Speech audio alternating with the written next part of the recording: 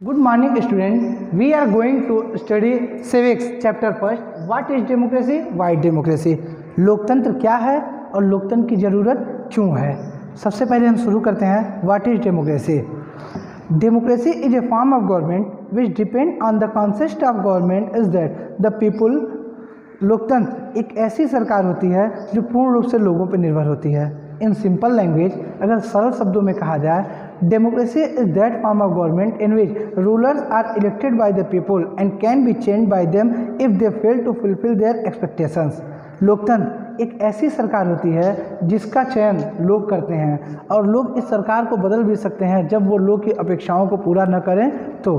According to this definition, इस परिभाषा के अनुसार, the army rulers of Myanmar are non democratic for not being elected by the people.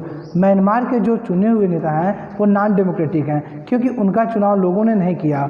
Those who happen to be control of the army because the ruler of country.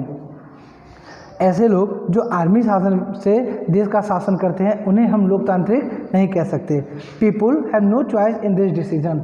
ऐसा क्षेत्र जहां सेना का शासन होता है, लोगों के पास कोई विकल्प उपलब्ध नहीं रहता. From this point of view, इस आधार पर देखा जाए, इवन मोनार्ची ऑफ ओमान की शहनशाही व्यवस्था को कहा जाए, and Saudi Arabia are non democratic, ये भी गैर लोकतांत्रिक हैं क्योंकि the king of this countries do not rule because people have chosen them. इन देशों के राजा इसलिए शासन नहीं करते क्योंकि उन्हें लोगों ने चुना है, but because they happen to be born in royal family. वो इसलिए शासन करते हैं क्योंकि उनका जन्म राज परिवार में हुआ है.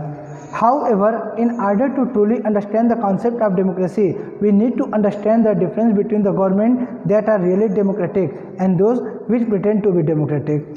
लोकतंत्र को समझने के लिए सबसे पहले में अंतर समझना होगा उन सरकारों के बीच जो वास्तव में लोकतांत्रिक होते हैं और एक जो लोकतांत्रिक होने का दिखावा करते हैं.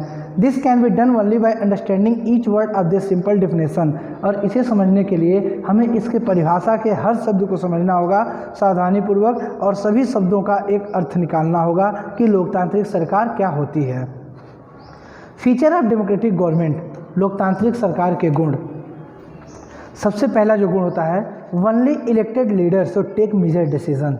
केवल चुने हुए नेता ही बड़े निर्णय ले सकते हैं. In a democracy the final decision making power must rest with those who are elected by the people because it is they on whom people have entrusted the responsibility of taking decision for the welfare of country and people.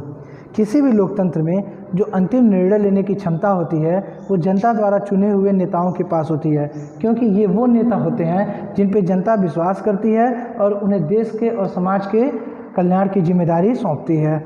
On the basis of this criterion, the government of Pakistan, led by President Pervez Musharraf, who ruled the country till he was replaced by President Asif Ali Zardari, could not be categorized as democratic government. इस आधार पे पाकिस्तान की सरकार, पाकिस्तान के पूर्व राष्ट्रपति परवेज मुशर्रफ, जिनको मोहम्मद आसिफ अली जरदारी ने बाद में हटाया, उनकी सरकार को लोकतांत्रिक हम नहीं मान सकते क्योंकि इन अक्टूबर 1999 में he had captured power after overthrowing a democratically elected government and declared himself as the chief executive of the country. उन्होंने जनता द्वारा चुनी हुई सरकार को अक्टूबर 1999 में हटा दिया और खुद को देश का मुख्य कार्यकारी अधिकारी घोषित कर दिया. Later change he designation from chief executive to president, और बाद में उन्होंने अपने कार्यकाल को चीफ एग्जीक्यूटिव से राष्ट्रपति तक परिवर्तित किया. इन 2002 सन 2002 में through a referendum he succeed in getting a 5-year extension. एक परिवर्तन के द्वारा, एक सरकारी जनादेश के द्वारा उन्होंने अपने कार्यकाल को 5 वर्षों के लिए फिर से बढ़ा दिया. Based on fraud and malpractice, जो कि पूर्ण रूप से धोखा और छलावा था. इन अगस्त 2002 में general Parvez Musharraf amended the constitution by issuing a legal framework. General Parvez Musharraf ने एक लीगल फ्रेमवर्क के द्वारा फिर से संविधान में संशोधन किया. Even though there is a provision for election of national and state assembly.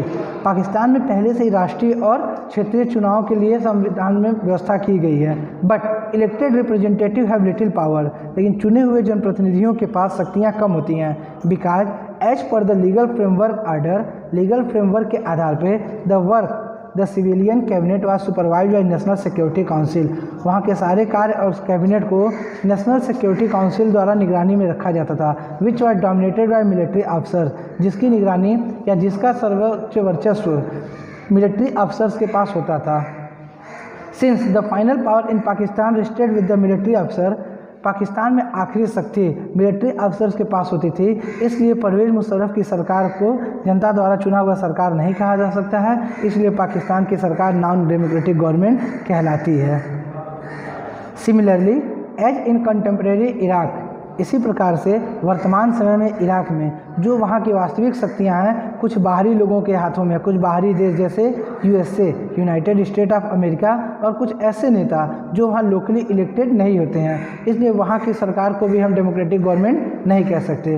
Therefore the first feature of democracy, इसलिए हम ये कह सकते हैं कि लोकतंत्र का जो पहला गुण होता है is that in a democracy, लोकतंत्र में the final decision making power must rest with those elected by the people, अंतिम निर्णय लेने की शक्ति उन लोगों के पास होनी चाहिए जो जनता के द्वारा चुने जाते हैं।